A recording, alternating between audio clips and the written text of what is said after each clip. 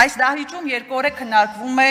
2024 թվականի պետական բյուջեի կատարման հաշվետվությունը եւ մինչ բյուջեի կատարողականի շրջանակներում այս դահլիճում հնչում են սպառնալիքներ, հոխորտանքներ, եկեղեցու, քաղաքական ուժերի, հանրային գործիչների, գործարարների, հետի սովորական աշխատակիցների հանդեպ մեր շուրջ խորանում են աշխարհաքաղաքական ճգնաժամերը։ Ու այստեղ հարց է առաջանում, դուք ադեկվատ եք։ Հա սովորական շարքային քաղաքացու մոտ հարց է առաջանում, ադեկվատ եք։ Դուք իսկապես չեք տեսնում մեր կողքը ինչա կատարվում։ Դուք իսկապես չեք տեսնում ինչ զարգացումներ են։ Եթե դա էլ մի կողմ թողնենք, լավ, հանգիստ եք, հայր ասած արխային եք։ Դուք ադեկվատ եք, երբ այս ամբիոնից գալիս եք եւ հոխորտում եք սեփականության ազգայնացման մասին։ Ես չեմ կասկածում, անելու եք, խլելու եք։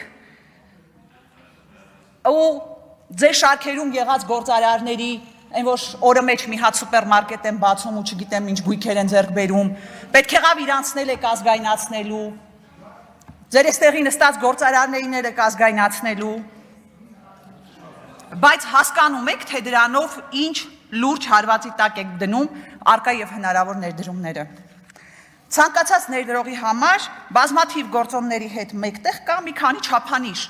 Այդ պետք չի բիզնեսմեն լինես, որ դա հասկանաս։ Կայունություն, կանխատեսելիություն, վստահելի իրավական համակարգ։ Հիմա գործադիրի ղեկավար ու իր հրահանգով մի քանի падգամավորներ, որ այստեղից ասում են, տեսեք ինչ ենք անելու, հեսա հեծը ազգայնացնելու ենք։ Հիմա ներդրողի համար կանխատեսելին ո՞րն է։ Մի բան, որ այս երկրում ոչ մի բան կանխատեսելի չի, որ այս երկրում որևէ բան կայուն չի։ Հետո այս ներդրողը, որ ուզում է Հայաստան գա ինչ-որ ներդրում անի, մի հատ էլ ցենց շրջվում է, նայում է մեր իրավապահ համակարգին, ասում է, որ այս իրավական համակարգը ամբիոնից մատ թափ տվողի հրահանգներն է անում, ուրեմն իրավական երաշխիքների մասին էլ խոսք չկա։ Հետո այս ներդրողը պտտվում է, նայում է վրացական սահմանին, տեսնում է, որ Հայաստանից ապրանք արտահանող մեքենաները օրերով, շաբաթներով կանգնած են Վրաստանի սահմանին եւ տրանզիտային երկիրը, մեր բարեկամ տրանզիտային երկիրը ինքն է որոշում, թողնի մեր ապրանքը թե չէ, որակը լավն է թե չէ, թողնի թե չէ։ Ու եթե հանկարծ մի քանի մեքենա, 3 առաջ օրը 33 մեքենա անցել էր, մարդիկ ու պատասխանատու պարտոնյաները աչքալուսանք են իրար տալիս, ասում են, տեսեք, անցան մեքենաները։ Հիմա հարց, ինչպես կկոչեք մարդուն կամ կազմակերպությանը, որ այդքանից հետո կորոշի Հայաստանում ներդրում անել, արկածախնդիր, անհեռատես, չգիտեմ, որոշեք, շարունակեք ինքներդ։ Ուղղակի մի թիվ բերեմ, որ հասկանալի լինի, որ միջև այս հայտարարությունները ուղղակի ներդրումներն արդեն ինչ վիճակում էին։ 23 թվականին ուղղակի ներդրումները եղել են 584 միլիոն դոլար,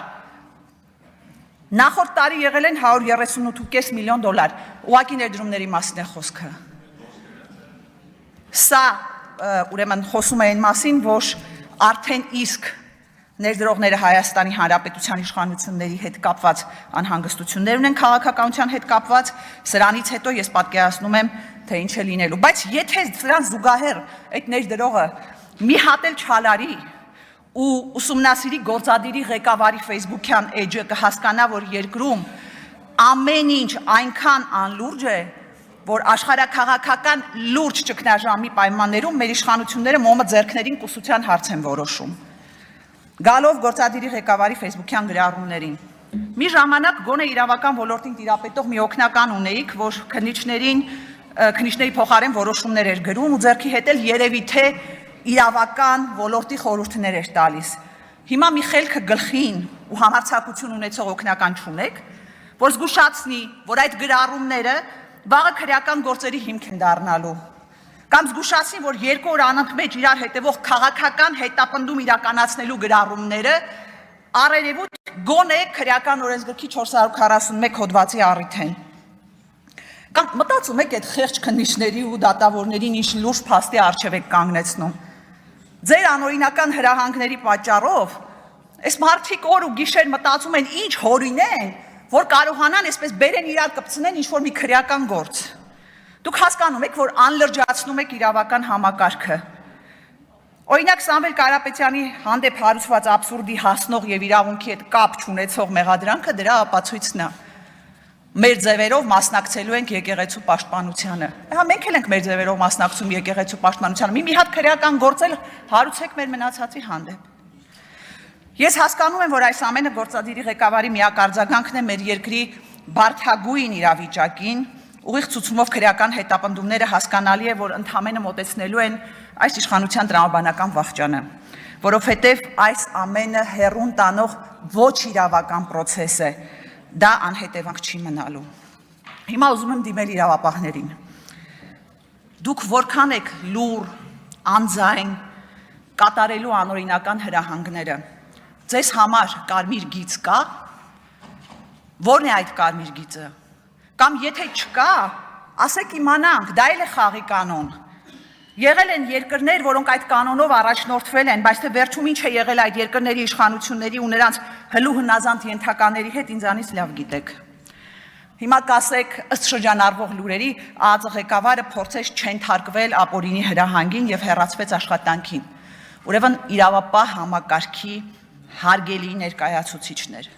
հիշեք, որ որպես քաղաքացի